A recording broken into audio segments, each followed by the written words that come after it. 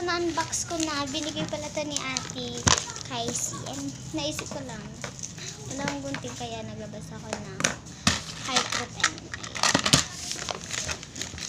Ano yun? Sumisilip yung phone. Ang gamit ko palang phone is ganito rin. Pero diba, dalawang binigay na. Assuming. Pero guys, hindi nyo alam. Box lang yung maano na dito.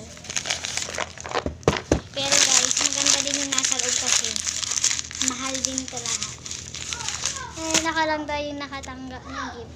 And mabuti nga daw ako tinanggap ko na kasi maganda naman itong phone. Diba? Hindi talaga siya phone.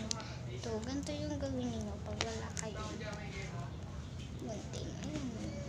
Napakadali.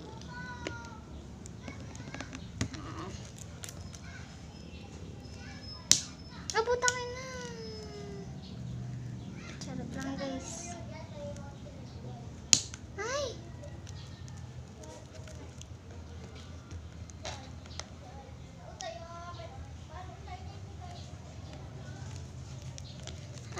Nakatape lang siya.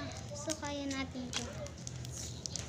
Ayan na. Napakahirap na i-unbox. Ito na. Paikot siya. Ayun, paikot nga siya guys. Paikot.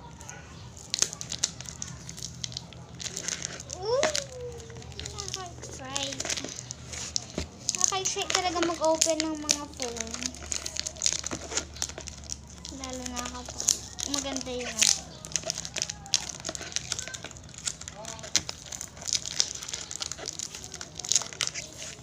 nag-comment kasi ako sa YouTube channel ni ate and napili niya daw ako.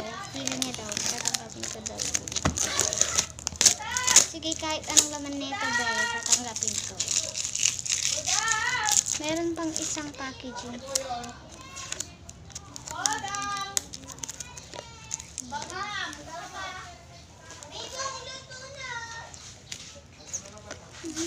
Ma, nag-chat na si ate.